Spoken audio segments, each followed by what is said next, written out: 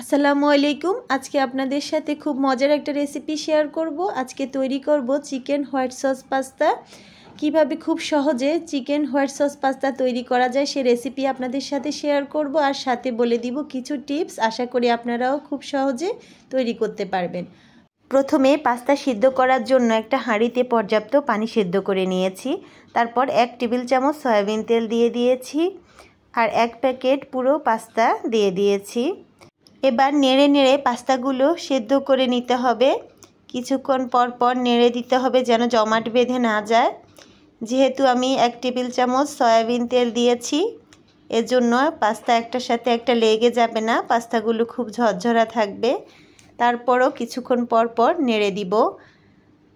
এই পর্যায়ে চেক করে দেখব যে সিদ্ধ হয়েছে কিনা। যখন বুঝবো সিদ্ধ হয়ে গেছে, একটা চালুনিতে ঢেলে নিব। একটা হাঁড়িতে দিয়ে দিয়েছি 2 টেবিল চামচ সয়াবিন তেল। এবার দিয়ে দিব ছোট করে কেটে রাখা চিকেন। এই চিকেনগুলো আগেই আমি ছোট ছোট করে কেটে নিয়েছি। এবার চিকেনের সাথে দিয়ে দিব মশলা, রসুন, আদা, জিরা, মরিচ গুঁড়ো, লবণ 1 চামচ করে দিয়েছি। এবার সব কিছু একসাথে নেড়ে নেড়ে ভেজে নিব।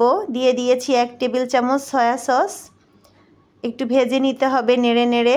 যখন বুঝবো চিকেনটা সিদ্ধ হয়ে গিয়েছে তখন দিয়ে দিব কুচি করে রাখা গাজরও নেড়ে নেড়ে ভেজে নিতে হবে যেন সেদ্ধ হয়ে যায়। তারপর নামিয়ে নিব। এবার একটা হাঁড়িতে দিয়ে দিয়েছি 2 টেবিল চামচ ঘি। আপনারা চাইলে এখানে বাটারও ব্যবহার করতে পারেন। তারপর দিয়েছি 1 বাটি ময়দাগুলো ঘিয়ের সাথে খুব ভালোভাবে মিশিয়ে নিব।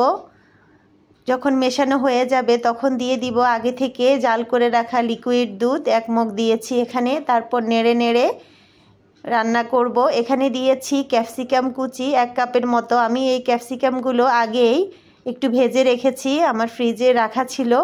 আর আপনারা যখন কাঁচা ক্যাপসিকাম ব্যবহার করবেন তখন গাজর কুচির সাথে একসাথে ভাজিতে দিয়ে দিবেন।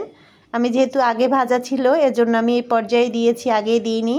দিয়েছি 1 টেবিল চামচ চিনি। তারপর দিয়েছি গোলমরিচ গুঁড়ো 1 টেবিল চামচ। সব কিছু ভালো করে মিশিয়ে নিব, নেড়ে নিব।